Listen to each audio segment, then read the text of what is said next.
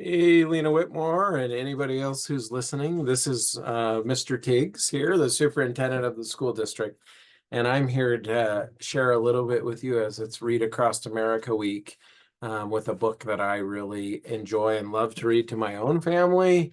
Even Seth, who also goes to Lena Whitmore as well. And this book is called Mailing May, and it's a fun book that's based on a real life story that really happened. And it really happened somewhere not too far away from here. Maybe some of you have heard of some towns called Grangeville and Lewiston. They're both in Idaho, just like Moscow. And Mailing May happened in between those two towns, and it's fun. Many of us have driven that direction as we head towards Boise and have seen some of the train tracks that are pictured in this book. But it happened not recently, not in the last few days or weeks or months, but years ago. As a matter of fact, 100+ years ago, in about 1913 or so, when the railroad was a really big way to transport between towns, and it was a lot harder to drive with a car between towns. And so Mailing May is a fun story about that. So I'm going to get started with you guys, and thanks for letting me into your event and helping me be a part of your reading experience. So Mailing May by Michael O'Tunnell and illustrated by Ted Rand. See how I do here. All right. Here we go. It all started when Ma and Pa promised I could stay a spell with Grandma Mary, who lived 1,000,000 miles away through the old rough Idaho mountains. But when I asked Ma if it was time to go, she just shook her head and sighed real deep. So I tried asking Pa. No money, said Pa. Train ticket costs $1.55, May. I work all day to make that much work. Maybe next year. Poor May couldn't go there, couldn't go down to Lewiston to see her grandma.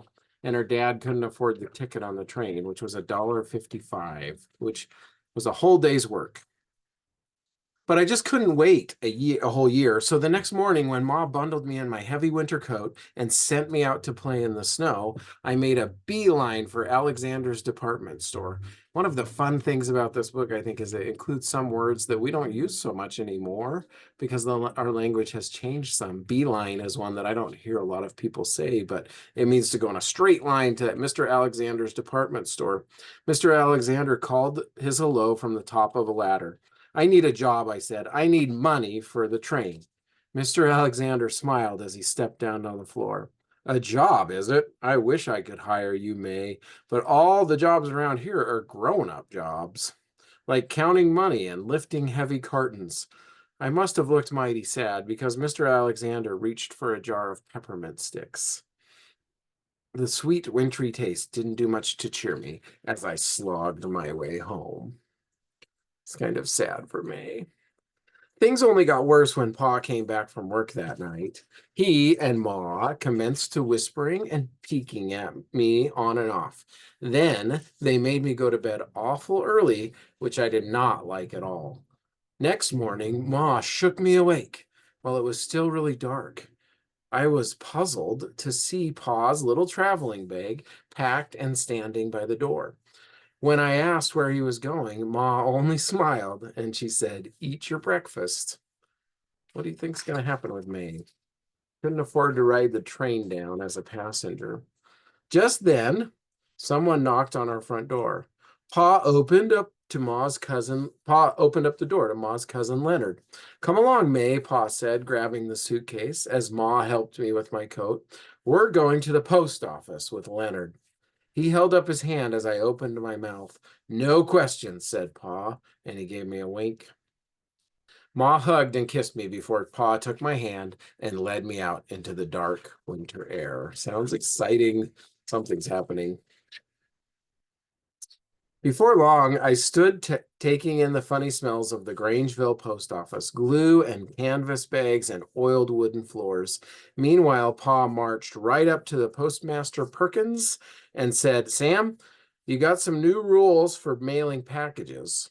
I know boxes can weigh up to 50 pounds nowadays, but what sorts of things can you send? And Mr. Perkins looked at Pa real strange like, and he asked, "What do you have in mind, John?"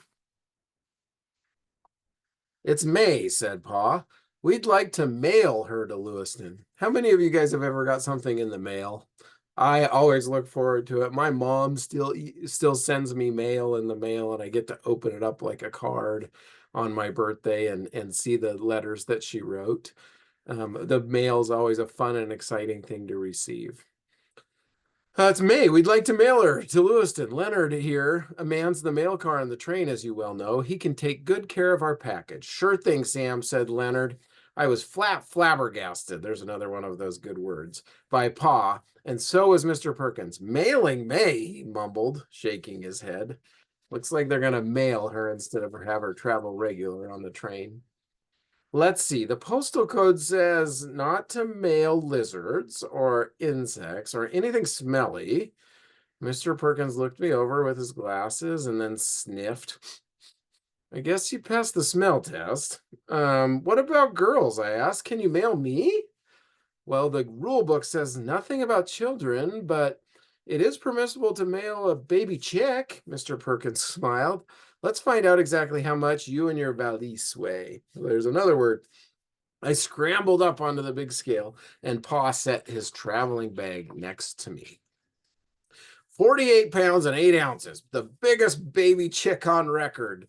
Mr. Perkins ran his finger down a chart hanging near the scale, and he turned to Pa. To mail May from Grangeville to Lewiston will cost 53 cents. Well, Leonard, looks like you'll be in charge of some poultry on this mail run. They're calling her a baby chick. Before I knew it, Mr. Perkins had glued 53 cents worth of stamps on the back of my coat, along 53 cents would hardly buy a letter stamp right now. This was a long time ago, along with a label that read her name on there, on the label you see down there. Pa hugged me, and he told me to be good to Grandma Mary. And then he was gone, and there I was, a package sitting in the post office. Before long, Leonard carted me and the rest of the mail to the train station. The big black steam engine was already waiting, hissing and snorting like a boar hog. The sight made me go all tingly, seeing as that I'd never ridden on a train before, and now she was like a piece of mail. After Leonard loaded the mail bags and a few other packages, he called out, "Time to go, May." Then he helped me up the steel steps. And at exactly 7 o'clock, the train chugged away from my home there in Grangeville and headed down the mountain. I felt as adventuresome as Daniel Boone. Have any of you guys ever heard of Daniel Boone before? The inside of the mail car was a lot like a post office. And Leonard got busy right away, sorting the mail to be dropped off at towns along the way. I curled up nearby the stove to keep warm, and I watched. Whenever Leonard had a free minute, he'd take me to the door for a look. My, oh my, what sights there were to see. Why, we hung on the edge of the mountainsides and crawled through the tunnels. We crossed deep valleys on top of tall, spidery trestles, and Leonard called steel on stilts. Still to this day, you can see those trestles where the trains went up and down Lapway Canyon. Then long about Lapway Canyon, where the train track twists back and forth down the mountain, I began to feel somewhat less adventuresome. Instead, I started feeling dizzy and weak in the stomach. I was about to run to get some fresh air when I heard an angry voice at the door. Have any of you guys ever gotten sick from riding in a car or on a boat or a plane? I have. Leonard yelled a man in the uniform. That girl better have a ticket or money to buy one. There's no free rides on this train. It was Mr. Harry Morris, the train's conductor. I hid behind Leonard as he explained that I was a package, not a passenger. And then he showed Mr. Morris the stamps on my coat. The cranky old conductor slapped his knee and he laughed out loud. "I've seen everything now," said Mr. Morris, wiping his eyes. Well, Mr. Morris plumb seared the dizziness right out of me. Even my stomach seemed better, and I started feeling hungry. Leonard said lunch would be at Grandma Mary's. It would take a few hours to get from Grangeville down to Lewiston. The train made a few more stops at towns like Sweetwater and Joseph, both towns that are still around, although not as large today, before we pulled into the Lewiston Railroad Station. Since this was the end of the line, Leonard had time to be my mail carrier, and we headed off for Grandma's place. The second I laid eyes on my Grandma Mary, I felt downright warm inside. There is nothing better than seeing your grandma or grandpa. I felt downright warm. Mom and Pa had kept their promise after all, with a little help from the old U.S. Post Office. Fun story. That is, I'm going to stop here.